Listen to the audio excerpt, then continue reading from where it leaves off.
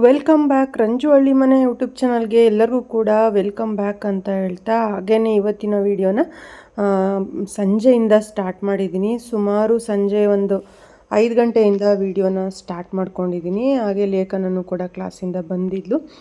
ಹಾಗೆ ಇವತ್ತಿನ ಬ್ಲಾಗ್ ನಂದು ಯಾವ ರೀತಿ ಹೋಗುತ್ತೆ ಏನು ಅಂದ್ಬಿಟ್ಟು ನಿಮ್ಮ ಜೊತೆ ಸಂಜೆ ಬ್ಲಾಗ್ನ ಶೇರ್ ಮಾಡ್ಕೊತಾ ಇದ್ದೀನಿ. ಹಾಗೆ ಇನ್ನೇನು ಗೌರಿ ಗಣೇಶ ಹಬ್ಬನೂ ಕೂಡ ಸ್ಟಾರ್ಟ್ ಆಯಿತು. ನಾವು ಹಬ್ಬ ಮಾಡೋದ್ರಿಂದ ಒಂದೊಂದೇ ಕೆಲಸನ ನಾನು ಫ್ರೀ ಇದ್ದ ಟೈಮಲ್ಲಿ ಮಾಡ್ಕೊತಾ ಇದ್ದೀನಿ. ಹಾಗೆ ಇವತ್ತು ಪೂಜೆ ಮಾಡ್ಕೊತಾ ಇದ್ದೀನಿ. ಸಂಜೆ ಪೂಜೆ, ಬೆಳಗ್ಗೆ ನನಗೆ ಲೇಬರ್ ಎಲ್ಲ ಕೆಲ್ಸಕ್ಕೆ ಬಂದಿದ್ದರಿಂದ ಬೆಳಗ್ಗೆ ನನಗೆ ಪೂಜೆ ಮಾಡೋಕ್ಕಾಗಿರಲಿಲ್ಲ. ಅದರಿಂದ ಅಂದ್ಬಿಟ್ಟು ಇವಾಗ ಸಂಜೆ ಪೂಜೆನ ಮಾಡ್ಕೊತಾ ಇದ್ದೀನಿ. ಹಾಗೆ ನಮ್ಮ ಗಿಡದಲ್ಲೇ ಬಿಟ್ಟಂಥ ಹೂವೆಲ್ಲ ಕಿತ್ಕೊಬಂದು ಇಟ್ಕೊಂಡಿದ್ದೀನಿ. ಹಾಗೆ ಲೇಖನ ಏನೋ ಡ್ರಾಯಿಂಗ್ ಮಾಡ್ತಾಯಿದ್ಲು, ಅದನ್ನು ಕೂಡ ತೋರಿಸಿ ಅಮ್ಮ ಅಂತ ಕೇಳಿಕೊಂಡ್ಲು. ಅದರಿಂದ ಅದನ್ನು ಕೂಡ ಒಂದು ಕ್ಲಿಪ್ಪಿಂಗ್ನ ನಾನು ಇದರಲ್ಲಿ ಆ್ಯಡ್ ಮಾಡಿದ್ದೀನಿ. ಹಾಗೆ ದೇವ್ರದ್ದು ಹೂವೆಲ್ಲ ಕ್ಲೀನ್ ಮಾಡಿ ಮತ್ತು ದೇವ್ರ ಫೋಟೋ ಎಲ್ಲ ಒರೆಸಿ ದೇವ್ರ ಮತ್ತು ಪಾತ್ರೆ ಎಲ್ಲ ಬೆಳಿಕೊಂಬಂದು ಒರೆಸಿ ಎಲ್ಲ ರೆಡಿ ಮಾಡ್ಕೊಂಡಿದ್ದೀನಿ. ಹಾಗೆಯೇ ಬೆಳಿಗ್ಗೆ ಜಾಸ್ತಿ ಲೇಖನೂ ಕೂಡ ಕ್ಲಾಸಿಗೆ ಕಳಿಸೋದ್ರಿಂದ ಹಾಗೆಯೇ ನಮಗೆ ಶುಂಠಿಗೆ ಮಣ್ಣು ಹಾಕೋಕ್ಕೆ ಲೇಬರ್ ಬರ್ತಾ ಇರೋದ್ರಿಂದ ಬೆಳಗ್ಗೆ ನನಗೆ ವಾರನ ಮಾಡ್ಕೊಳಕ್ಕಾಗಿರಲಿಲ್ಲ. ಆದ್ದರಿಂದ ಸಂಜೆ ಮಾಡ್ಕೊತಾ ಇದ್ದೀನಿ. ಹಾಗೆ ನೋಡ್ಬೋದು, ಹಿಂಗೊಂದು 2-3 ಮನೆ ಹತ್ರನೇ ದಾಸವಾಳ ಗಿಡ ಇದ್ದರೆ ಹಾಗೆಯೇ ದಾಸವಾಳ ಗಿಡ ಇತ್ತು ಅಂದರೆ ಡೈಲಿ ಪೂಜೆಗೆ ಹೂವಿಗೇನು ಪ್ರಾಬ್ಲಮ್ ಆಗೋಲ್ಲ. ಡೈಲಿ ದಾಸವಾಳ ಗಿಡದಲ್ಲಿ ಹೂ ಬಿಡ್ತಾ ಇರುತ್ತೆ. ಅದರಿಂದ ಫೋಟೋಗೆ ಮಡಿಸಿದ್ರೂ ಕೂಡ ತುಂಬ ಚೆನ್ನಾಗಿ ಕಾಣಿಸ್ತಾ ಇರುತ್ತೆ. ಹಾಗೆಯೇ ನಾನು ಎಲ್ಲ ಫೋಟೋಕ್ಕೂ ಕೂಡ ಹೂವೆಲ್ಲ ಮಡಿಸಿ ಆಯಿತು. ಇವಾಗ ದೀಪ ಹಚ್ತಾ ಇದ್ದೀನಿ. ಹಾಗೆಯೇ ನಾನು ಗುರುವಾರ ಮಾಡೋದ್ರಿಂದ ಇದು ಗುರುವಾರದ ಬ್ಲಾಗ್ ಅಂತಲೇ ಹೇಳ್ಬೋದು. ನನಗೆ ಸ್ವಲ್ಪ ಕೆಲಸ ಇದ್ದಿದ್ದ ಕಾರಣ ನನಗೆ ವಿಡಿಯೋನ ಅಪ್ಲೋಡ್ ಮಾಡೋಕ್ಕಾಗಿರಲಿಲ್ಲ. ಇದು ಗುರುವಾರದ ಪೂಜೆ ನಾನು ಮಾಡ್ಕೊತಾ ಇದ್ದೀನಿ. ಹಾಗೆಯೇ ಪೂಜೆ ಎಲ್ಲ ಮುಗಿಸಿ ಪಾತ್ರೆ ಎಲ್ಲ ತೊಳೆದಿಟ್ಟಿದ್ದೆ, ಅದನ್ನೆಲ್ಲ ಕೂಡ ನನಗೆ ಜೋಡ್ಸೋಕ್ಕೂ ಕೂಡ ಆಗಿರಲಿಲ್ಲ. ಬೆಳಗ್ಗೆ ಜಾಸ್ತಿ ಲೇಬರ್ಗೆಲ್ಲ ಅಡುಗೆ ಮಾಡೋದ್ರಿಂದ ತುಂಬ ಪಾತ್ರೆನೇ ಇತ್ತು. ಅದನ್ನೆಲ್ಲ ಬೆಳಗ್ಗೆ ಹಂಗೆ ಎತ್ತಿಟ್ಟಿದ್ದೆ. ಇವಾಗ ತೊಗೊಬಂದು ಜೋಡಿಸ್ಕೊಳ್ಳೋಣ ಅಂದ್ಬಿಟ್ಟು ಅದನ್ನು ಕೂಡ ಎತ್ಕೊಂಬರ್ತಾ ಇದ್ದೀನಿ. ಹಾಗೆಯೇ ರಾತ್ರಿ ಊಟಕ್ಕೆ ಅಂದ್ಬಿಟ್ಟು ಅಡುಗೆನೂ ಕೂಡ ಮಾಡಬೇಕು. ಸಾಂಬಾರು ಕೂಡ ಇಲ್ಲ. ಏನು ಸಾಂಬಾರು ಮಾಡೋದು ಅಂತ ಇನ್ನು ಗೆಸ್ ಮಾಡಿಲ್ಲ, ನೋಡಬೇಕು ಏನು ಸಾಂಬಾರು ಮಾಡೋಣ ಅಂದ್ಬಿಟ್ಟು. ಹಾಗೆಯೇ ಪಾತ್ರೆ ಎಲ್ಲ ಜೋಡಿಸ್ಕೊಂಡು ಆದಮೇಲೆ ನಾನು ಅಕ್ಕಿನೂ ಕೂಡ ತೊಳೆದಿಟ್ಟಿದ್ದೆ.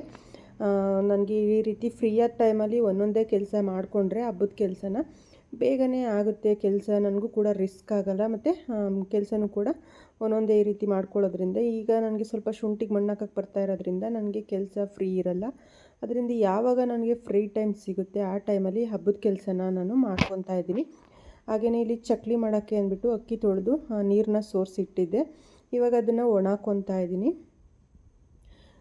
ಈ ರೀತಿ ಒಂದೊಂದೇ ಕೆಲಸನ ನಾನು ನಿಧಾನಕ್ಕೆ ಮಾಡ್ಕೊತಾ ಇದ್ದೀನಿ, ಹಬ್ಬದ ಕೆಲಸನ. ಹಾಗೆ ಕ್ಲೀನಿಂಗ್ ಕೆಲಸನೂ ಕೂಡ ಇರುತ್ತೆ. ಹಾಗೆ ಕ್ಲೀನಿಂಗ್ ಕೆಲಸನೂ ಕೂಡ ಮಾಡ್ಕೊಬೇಕು. ಹಾಗೆಯೇ ಈ ರೀತಿ ಅಕ್ಕಿ ತೊಳೆದಕ್ಕೋದಾಗಿರ್ಬೋದು, ನೋಡ್ಬೋದಲ್ವ, ಹಬ್ಬದ ಕೆಲಸ ಅಂದರೆ ಒಂದಲ್ಲ ಒಂದು ಕೆಲಸ ಇದ್ದೇ ಇರುತ್ತೆ. ಹಬ್ಬ ಮುಗಿಯೋ ತನಕನೂ ಕೂಡ ಯಾವುದಾದ್ರೂ ಒಂದೊಂದು ಕೆಲಸ ಇದ್ದೇ ಇರುತ್ತೆ. ಅದರಿಂದ ನಾನು ಒಂದೊಂದೇ ಕೆಲಸನ ಮಾಡ್ಕೊತಾ ಇದ್ದೀನಿ.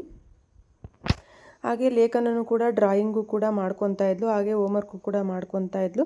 ಹಾಗೆ ನಂದು ಪೂಜೆ ಮತ್ತು ಪಾತ್ರೆ ಎಲ್ಲ ಜೋಡಿಸ್ಕೊಂಡು ಹಾಗೆಯೇ ಅಕ್ಕಿನೂ ಕೂಡ ತೊಳೆದಿಟ್ಟಿದ್ದೆ ಅಲ್ವ, ಅದನ್ನು ಕೂಡ ಒಣಾಕ್ತಾ ಇದ್ದೀನಿ. ಹಾಗೆ ನಾನು ಈ ರೀತಿ ನೆರಳಲ್ಲೇ ಕೂಡ ಒಣಾಕೋದು ಅಕ್ಕಿನ ಚಕ್ಲಿ ಮಾಡ್ಕೊಳ್ಳೋಕ್ಕೆ.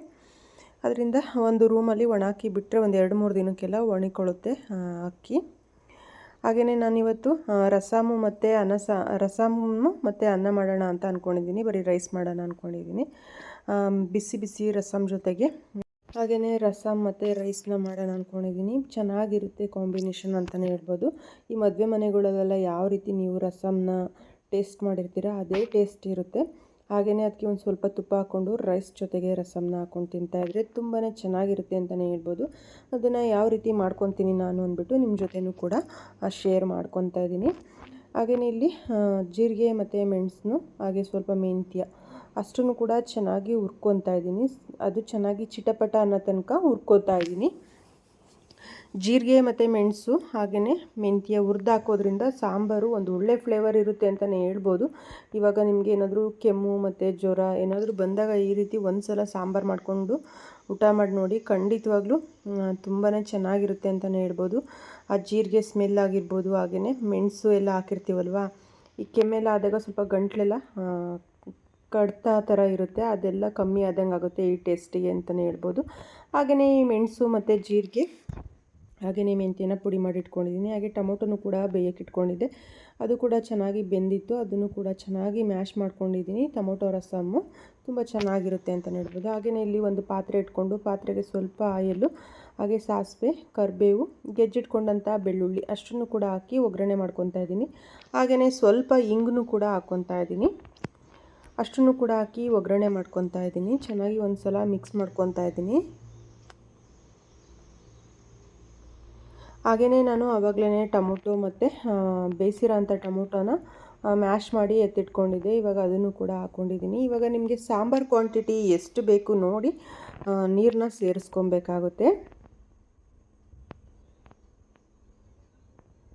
ನೀರನ್ನ ಹಾಕಿ ಒಂದು ಒಳ್ಳೆ ಕುದಿ ಬರೋ ತನಕ ಕುದಿಸ್ಕೊಬೇಕಾಗುತ್ತೆ.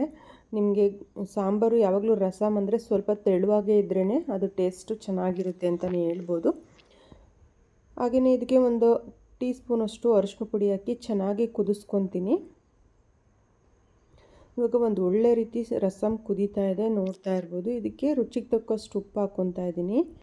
ಹಾಗೆಯೇ ಒಂದು ಟೇಬಲ್ ಸ್ಪೂನಷ್ಟು ಅಚ್ಕಾರ ಪುಡಿನೂ ಕೂಡ ಹಾಕ್ಕೊತಾ ಇದ್ದೀನಿ. ನೀವು ಮೆಣಸು ಕೂಡ ಹಾಕಿರ್ತೀರ ಅಂದರೆ ನೋಡಿ ನಿಮ್ಮ ಖಾರಕ್ಕೆ ತಕ್ಕನಾಗಿ ನೀವು ಹಾಕೊಬೋದು. ಹಾಗೆಯೇ ಪುಡಿ ಮಾಡಿ ಎತ್ತಿಟ್ಕೊಂಡಂಥ ಪೌಡ್ರನ್ನೂ ಕೂಡ ಹಾಕಿ ಮಿಕ್ಸ್ ಮಾಡ್ಕೊತಾ ಇದ್ದೀನಿ.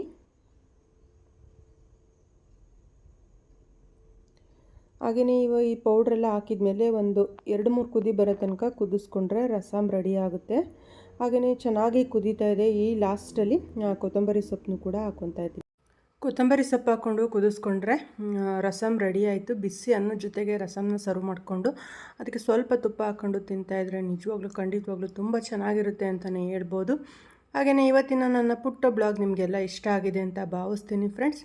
ಹಾಗೆಯೇ ಇಷ್ಟ ಆದರೆ ಒಂದು ಲೈಕ್ ಮಾಡಿ, ಶೇರ್ ಮಾಡಿ, ಕಮೆಂಟ್ ಮಾಡಿ, ಸಬ್ಸ್ಕ್ರೈಬ್ ಆಗಿ ಅಂತ ಹೇಳ್ತಾ ಇವತ್ತಿನ ವಿಡಿಯೋನ ಮುಗಿಸ್ತಾ ಇದ್ದೀನಿ. ಬಾಯ್.